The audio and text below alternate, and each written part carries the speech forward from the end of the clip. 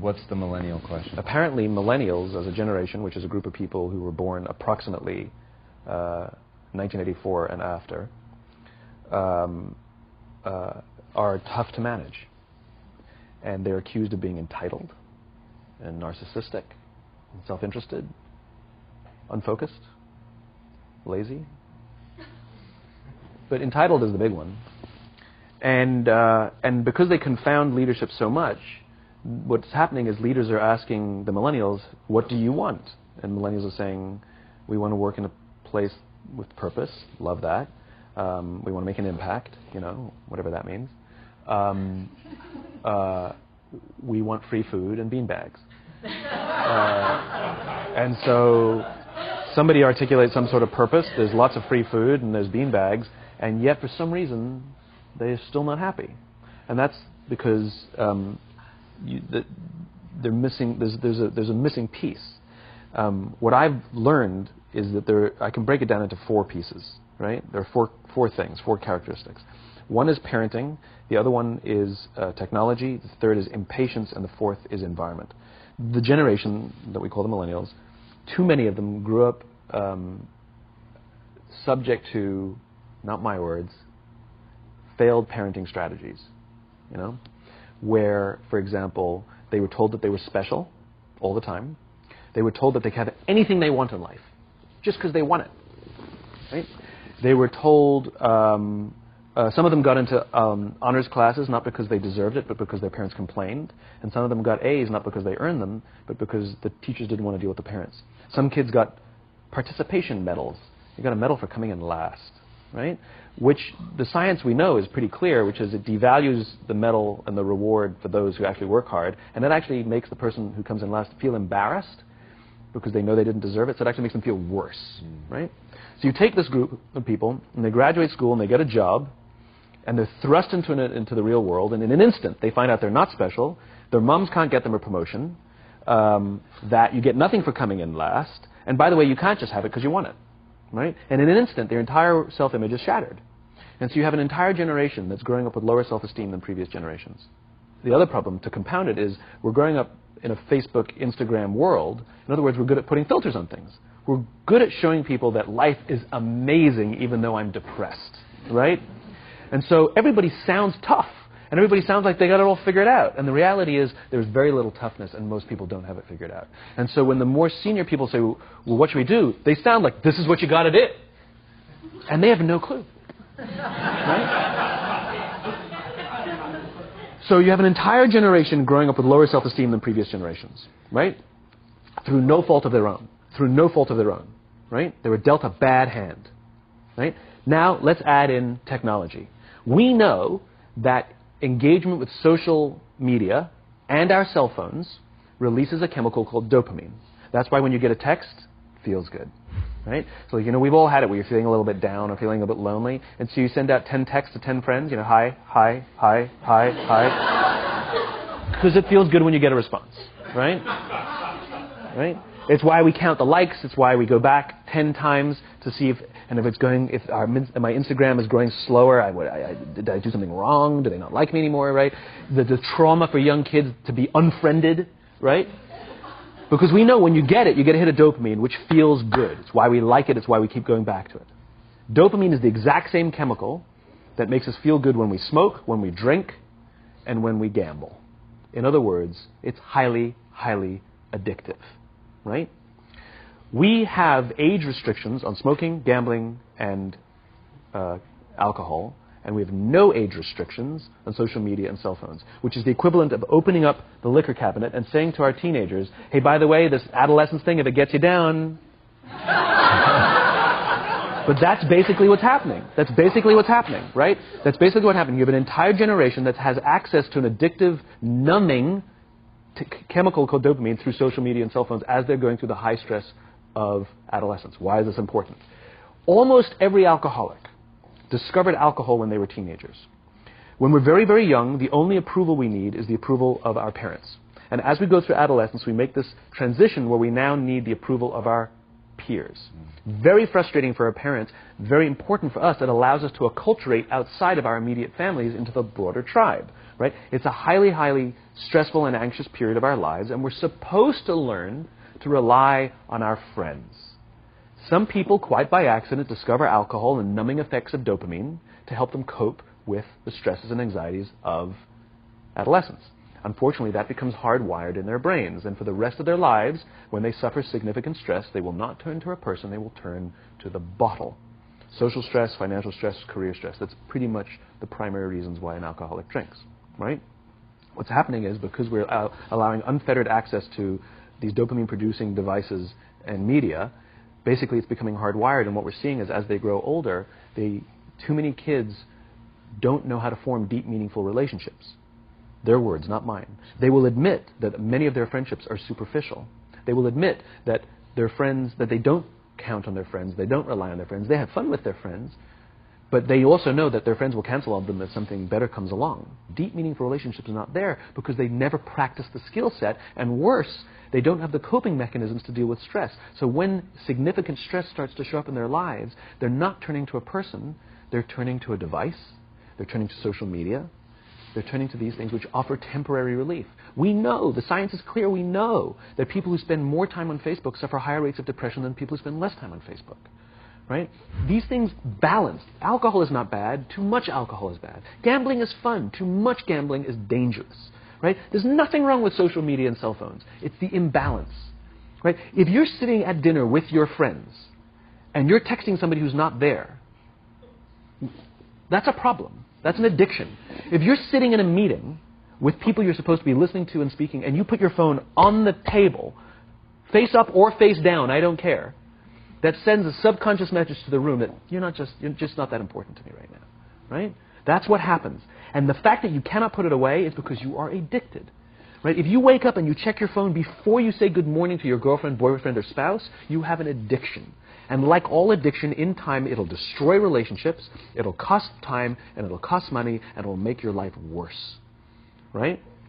So you have a generation growing up with lower self-esteem that doesn't have the coping mechanisms to deal with stress. Right? Now you add in the sense of impatience.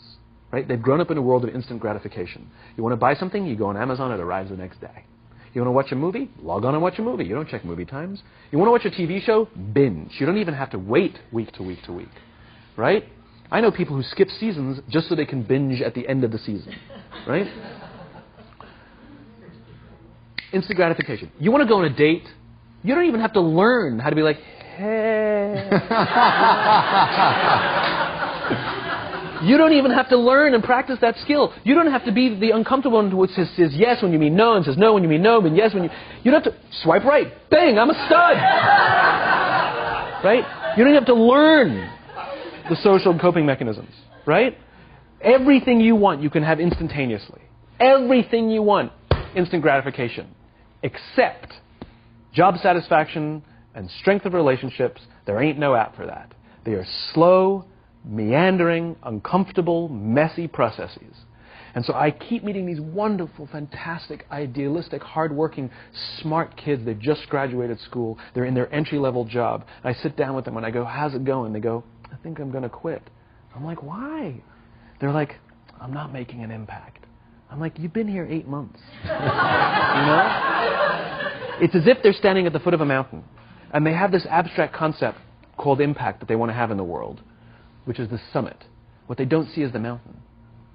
I don't care if you go up the mountain quickly or slowly, but there's still a mountain. And so what this young generation needs to learn is patience. That some things that really, really matter, like love, or job fulfillment, joy, love of life, self-confidence, a skill set, any of these things, all of these things take time. Sometimes you can expedite pieces of it, but the overall journey is arduous and long and difficult.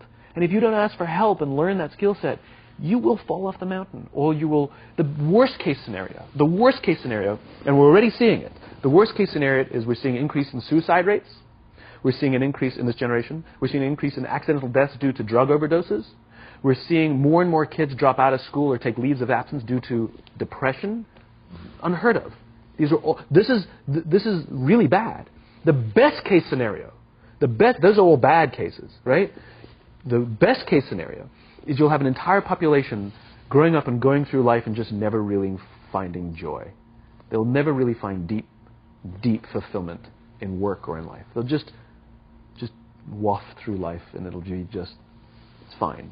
How's your job? It's fine. It's the same as yesterday. How's your relationship? It's fine. Like that's the best case scenario. Which leads me to the fourth point, which is environment. Which is we're taking this amazing group of young, fantastic kids who are just dealt a bad hand. It's no fault of their own. And we put them in corporate environments that care more about the numbers than they do about the kids. They care more about the short-term gains than the long-term life of this young human being. We care more about the year than the lifetime, right? And so we are putting them in corporate environments that aren't helping them build their confidence, that aren't helping them learn the skills of cooperation, that aren't helping them overcome the challenges of a digital world and finding more balance, that isn't helping them overcome the need to have instant gratification and teach them the joys and impact and the fulfillment you get from working hard on something for a long time that cannot be done in a month or even in a year. And so we're thrusting to them in corporate environments, and the worst part about it is they think it's them. They blame themselves. They think it's them who can't deal. And so it makes it all worse. It's not. I'm here to tell them it's not them. It's the corporations. It's the corporate environments. It's the total lack of good leadership in our world today that is making them feel the way they do. They were dealt a bad hand, and I hate to say it, but it's the company's responsibility. Sucks to be you. Like, we have no choice, right? This is what we got, and I wish that society and their parents did a better job. They didn't. So we're getting them in our companies, and we now have to pick up the slack. We have to work extra hard to figure out the ways that we build their competence. We have to work extra hard to find ways to teach them the social skills that they're missing out on. There should be no cell phones in conference rooms. None. Zero. And I don't mean the kind of like sitting outside waiting to text. I mean like when you're sitting and waiting for a meeting to start, this is what we all do. We all sit here and wait for the meeting to start. Meeting starting? Okay. And we start the meeting. No, that's not how relationships are formed. Remember we talked about it's the little things? Relationships are formed this way. We're waiting for a meeting to start and we go, how's your dad? I heard he was in the hospital. Oh, he's really good. Thanks for asking. He's actually at home now. Oh, I'm really glad. It was really amazing. I know, it was really scary for him. That's how you form relationships. Hey, did you ever get that report done? Oh my God, no, I didn't. I'll help you out. Can I help you out with that? Really? That's how trust forms. Trust doesn't form in an event, in a day. Even bad times don't form trust immediately. It's the slow, steady consistency. And we have to create mechanisms where we allow for those little innocuous interactions to happen. But when we allow cell phones in conference rooms, we just, okay, I had the meeting. And then my favorite is like when there's a cell phone there and you go like this, you go. It rings and you go. I'm not going to answer that. Mr. Magnanimous, you know.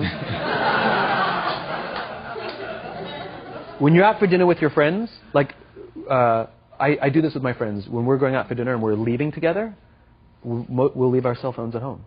Who are we calling? Maybe one of us will bring a phone in case we need to call an Uber or take a picture of our meal. Goes without saying, come on. I'm an idealist, but I'm not insane. You know? Not a heathen. I mean, it looked really good. We'll take one phone. And so it's like an alcoholic. The reason you take the alcohol out of the house is because we cannot trust our willpower. We're just not strong enough. But when you remove the temptation, it actually makes it a lot easier. And so when you just say, don't check your phone, people literally will go like this. And somebody will go to the bathroom, and what's the first thing we do? Because I wouldn't want to look around the restaurant for a minute and a half, you know? But if you don't have the phone, you just kind of enjoy the world. And that's where ideas happen. The constant engagement is not where you have innovation and ideas. Ideas happen when our minds wander and we go, and you see something, I bet they could do that. That's called innovation, right? But we're taking away all those little moments, right? You should not, and none of us should charge our phones by our beds. We should be charging our phones in the living rooms, right? Remove the temptation. You wake up in the middle of the night because you can't sleep, you won't check your phone, which makes it worse. But if it's in the living room, it's relaxed, it's fine. But it's my alarm clock. Buy an alarm clock. They cost $8.